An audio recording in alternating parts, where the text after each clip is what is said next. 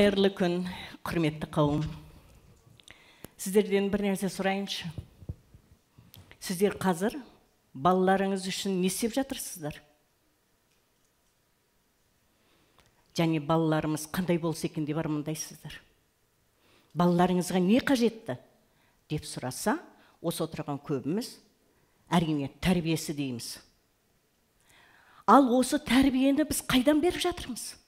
Қалай беріп жатырмыз? Баланы тәрбиелеу үшін қазіргі заманда көптеген шетел әдебиеттеріне бас ұрамыз.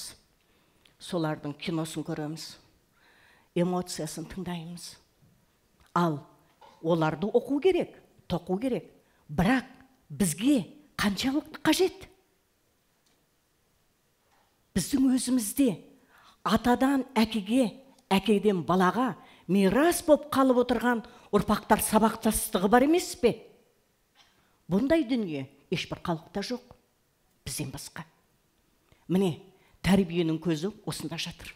Сондықтан сіздерге айтарым, шет елдің кітаптарын, әдебиеттерін оқу керек, бірақ өзіміздің төл тұмамызды ұмытпауымыз керек. Осындай жағдайда айта келгенде менің есіме Бауыржан Момышұлының бір өзінің берген еңбегінде мынандай сөз есіме түседі. Менің ұстаздарым көп болды. Бәрінен үйрендім, тоқыдым көп. Бірақ өмірде, өмір сүруде, өмірді қағидамды дұрыс алып жүруге менің әжемнің берген тәрбиесі көп көмектесті дейді. Міне, бұл дегеніміз семьяда, отбасында берілген тәрбиенің құндылығының жоғары екенін көрсетеді. Осы орайда біз мектеп болып оқушыларға, ұжымға, ата-аналарға осы Бауыржан Момышұлының ұшқан ұясын оқыттық бір жылдары. Бұл кітапты басынан аяғына дейін ашқан, оқыған адам көп дүниеге қанық болады. Сонда осы кітапты таңдаған, оқыған бір ата-ана бізге не деді? Бұл кітапты кім таңдады? Керемет кітап екен. Бала кезімде оқыған едім, бірақ бәрін ұмытыппын. Қазіргі әсерім ұшан теңіз. Әрбір ата-ананың үйінде, қолында ұстайтын кітап екен, деп бұл кітапқа баға берген. Шынын айтсақ, бұл кітап бастан аяқ балалық пәк сезімге толы, ақ арман, керемет деген дүниелерді қамтитын дүние. Ертегі айта білмейсіз бе? Осы кітаптан үйреніңіз. Баланы әлдилеуді айта алмайсыз ба?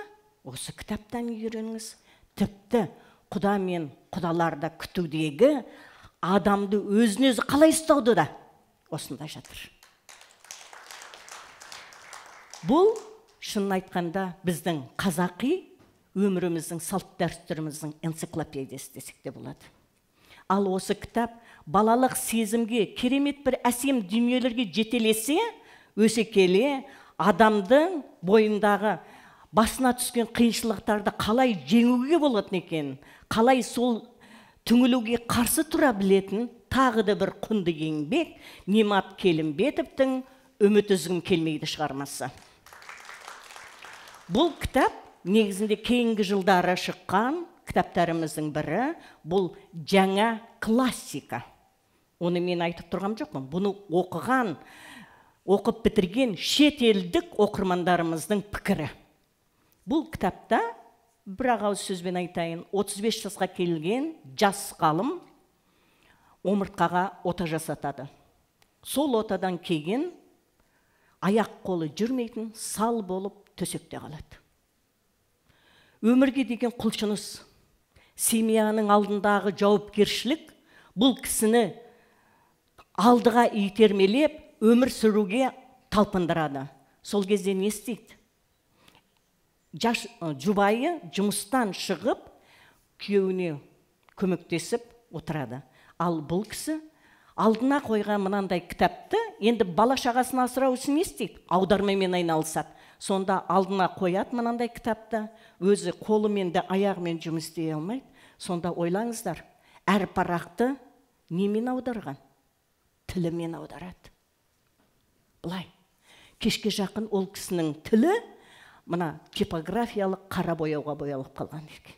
Сөйтіп аудармамен жасап отырған, оқып отырып, аударма жұбайы қасында машинкаға салып теріп отырған. Осындай керемет деген кітап, мәселен біз Ник Вуйчичтің кітабын білеміз ғой. Керемет деген расында да әлемдегі ең бір осы тарихи тұлға, бірақ мына Немат Келімбетовті де сол Никтан бір жігері кем емес. Яғни түңілуден, қорқыныштан алып шығатын кітап бірден бір осы. Егер сіздер оқымасаңыздар, міндетті түрде оқып шығыңыздар. Бұл жерде қайраттылық, адам бойындағы керемет деген бұлай құлшыныс, өмірге деген қызығушылық қалай жеңу керек екендігін, қалай қарау керек екендігін осы кітаптан үйрене аласыздар. Бұны да біз мектеп болып оқыдық. Балаларды тәрбиелеуде құндылықтарға, ата-анаға, ортаға қалай әсер ету кетуі жайында тағы да бір шығарманы сіздердің естеріңізге салғым келеді. Бұны сіздер білесіздер. Сайын Мұратбековтың «Жусан үйсі» деген кітабын біз мектепте оқушыларға оқыттық. Кішігірім кітап, 1-ші сыныптан бастап 11-ші сыныпқа дейін. Әр сыныптың, әр баланың жас ерекшеліктеріне байланысты берілетін тапсырма да әртүрлі болды. Біреулерге әңгімелеу, екіншісіне мазмұндау, үшіншісіне пікірталас, төртіншісіне сурет салу, бесіншісіне қойылым қою. Енді өздеріңіз білесіздер, 9, 10, 11 сыныптың оқушылары кітап оқуға келгенде жалқаулық танытады, солай ғой? Сон оларды қалай оқытамыз? Сон алдықта біз академиялық дебат қойдық. Сұрақ біреу ғана болды. Бұл кітапты оқу керек пе? Керек болса неге? Әлде керек емес пе? Керек емес болса неге? Болды. Осы өздерінің сұрақтары, осы сұрақ бойынша кітапты алып шығу керек болды. Жалпы негізінде сол 1-ші сыныптан бастап 11-ші сыныпқа дейін жалпы бір сұрақ қойдық. Кітапты аяқта дедік. Себебі бұлай оқып шыққанда кітап аяқталмай қалған сияқты. Автор өзінің ойын түйіп артқа қалдырған сияқты болғандықтан балаларға осындай тапсырма берген. Сонда 10-ші кластың бір оқушысы не деді? Бұл кітапты оқу қажет емес. Неге? Себебі қазақ халқы бұрыннан жетім мен жесірін жылатпаған, далаға тастамаған халық. Қалайша сондай дарынды, күнде бір тамаша ертегі ойлап табатын аянды олар әжесі өлгеннен кейін қалайша балалар үйіне қоя берді. Сол ауылда бірде-бір мейірімді адам табылмағаны ма? Яғни бұл кітап біздің рухани байлығымызға жат, сондықтан оқу керек емес деді. Енді бұл бала өзінің оқу керек емес деген қорғап шықты. Екінші бала болса бүйтіп айтты: иллюзия құрмай-ақ қойыңыздар. Фактыны қабылдай алу керек. Аян бұл ауылға оралмады. Неге? Оны күтіп қажет емес, ол өлді. Фактыны қабылдай алуымыз керек деді. Әлі жерде осы сөздер екеуін айтқанда ұл бала жүрегіме кішкентай былай дыз ете түсті, бірақ мен сүйсіндім оқушылардың жауабына. Себебі оқушыларымыз жаңғыз ғана оқи алмайды, анализ жасайды, талдайды. Жаңаша көзқараспен соны сөйтіп айтып жатыр. Қанша жыл кітапханашы болсам да, қанша жыл осы кітапты оқытсам да, бірде-бір баланың аузынан осындай сөз естімеп едім. Бірақ біздің баламыздың аузынан осындай шықты. Яғни келе жатқан жас ұрпақ өз ойларын алдыға сала алатындығына көзім жетті. Мен соған қуандым. Сонымен қатар бізде бұлай болды. Қаладамыз, Өскемен қаласы, ешнәрсе жоқ. Жусанның не екенін білмейді. Шығарманың неге жусан иісі екенін айта алмайды. Сонда балаларға кәдімгідей жусанды алдырттық, енді өзіміз әкелдік. Міне алдарыңызда жусан, соның бірі. Балаларға ескеттік. Балалар, ескеңдерші. Не? Қолдарыңа ұстаңдаршы. Үгітіліп алып қолдан. Соны айтады: мәссаған, керемет, қандай жақсы, мынау осындай ғой, мен бұл иісті білем, мен апам мен дачаға барғанда, ауылға барғанда бұны мен білем ғой деп соны сөйтеді. Сонда осы кітаптың ішінде бір жері бар. Аян әскерге кеткен әкесін сағынғанда, әкесінің фуфайкасын киіп, әкені ескейді.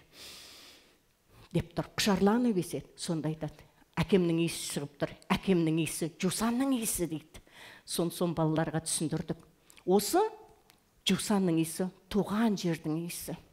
Қаншама патша, қаншама батыр, қаншама бейшара осы жерден кетіп, бірақ жусанның иісін иіскегенде елге деген, жерге деген сағыныштарымен қайтадан осы қазақ даласына, жазирадай кең далаға оралып қайтып келіп жатқан дедік. Бұл шығармамыз керемет деген бір енді әсер берді. Бұдан кейін оқушыларымыз аян құсап, ертегі ойлай бастады, әңгіме құра бастады. Өздерінің осындай бір дүниелері менің әлі есімде. Бұл да бір баланың тәрбиесіне беретін бір үлкен бір дүние. Енді бір сіздерге енді бір дүние айта кетейін. Ахметова, Бауыржан Момышұлының, Зейнеп Ахметова, сол кісінің Шуақты күндер дейтін шығармасы бар, солай ғой, бәріміз білеміз. Осы шығармада бір ғана бір кішкентай эпизод. Баукең өзінің немересін Алматыдағы қазақ балалар бақшасына береді. Бір күн барады да, әгі кішкентай немересі Ержан болды, білмеймін, бармаймын деп ат-тонын ала қашады. Не болды? Әкесі де білмейді, шешесі де білмейді. Соны көрген біздің Баукең баланы қолынан алады да, кабинетіне әкеліп, қарсы алдына қойып, мынандай әңгіме айтқан екен. Бір құрылысқа керемет дүзу, жап-жаңа заводтан шыққан шегелерді алып келеді. Шегелер әг жерде жалт ертеді жатады. Жас шебер оны көрген, пақ-пақ шіркін-ай, не деген әдемі жалтырап тұрғандар-ай дейді. Бұны естіген әлгі шегелер масаттанып, мына жас шебер қазір біздің беріктігімізді көрсе ғой, тезірек бізге жұмысқа алса екен деп армандайды. Сонымен қойш, әгі қобдишада жатқан көп шегенің ішінен бір өзімшіл қырсық шеге шығыпты да, қобдишадан секіріп түсіп кетеді. Мен немене? Мыналармен біргемін бе? Жоқ, мен ерекшемін, мен өзгемін, мен бөлек кетейін. Әйтпесе, көп шегенің ішінде менің өзгешелігім көрінбей қалады дейді. Сонымен қош кетеді. Мұнда барады, анда барады, сөйтіп жүргенде жаңбыр жауады, батпақ болады, соның ішіне араласады. Біреу келіп таптап кетіп, әгі шегені майыстырып кетеді. Белін көтерілмаған шеге әрең дегенде созылып, сол кезде өзімен бірге келген шегелерді іздей бастайды. Іздейді де соны табады. Әгі жерге барса, 5-6 шеге терезенің жақтауында жалтырап тұр. 10 шақты шеге есіктің жақтауында жалтырап тұр күлімдеп. Енді не істейді? Мен де осы сияқты болайын деп, әгі бейшара шеге біреудің көзі түссін екен деп, анандай жерге барып сүйретіліп барып жатады. Бірақ оны көрген бір шебер алады да, бұлай лақтырып тастайды. Екінші шебер келеді де, мынау қисайған маған қажет емес деп бұлай лақтырады. Сонан кейін ақырайында қоқыс жәшігінен бір-ақ шығады әгі қырсық шеге. Әңгіменің осы тұсына келгенде, атам дейді, Ержанға қарап, осы қырсық шеге сияқты болғың келе ме? Деп айтты дейді. Бала селк ете түсті дейді. Жоқ ата, болғым келмейді деп айтты дейді. Енді не болды онда ше? Өзің сияқты құрбылар, өзің сияқты балалар, сен неге қашасың олардан? Деп сөйткен. Сол кезде Ержан пысылда, не істерін білмей, төмен қарап, ата, жарайды, шыдап көрейін, деп сөз берді дейді.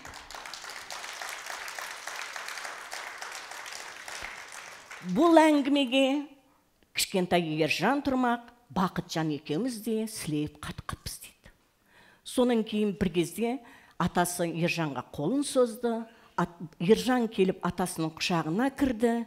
Атасы басынан сипап, маңдайынан сүйді дейді. Сол кезде әгі кішкентай Ержан атасына қарап, ата, әлгі қырсық шегені ешкім алмады ма? Деп сұрады дейді.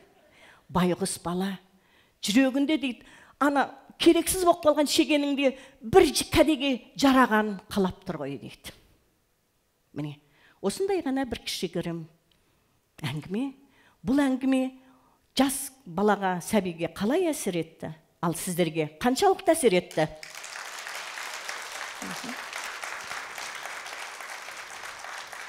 Бұл жерде менің алған бұл 3-4 кітабым, біздің де өзіміздің туындыларымыз шетелдіктерден бірде-бір кем емес екен, өзінше бізге жақын екендігін көрсеткім келеді. Және бұл кітаптардың барлығы бір бастасаң, басыңды алмай оқитын кітаптардың бірі. Сондықтан да мен өзімнің осы айтатын дүниемді жаулап алғыш шығармалар деп алдым. Рахмет сіздерге.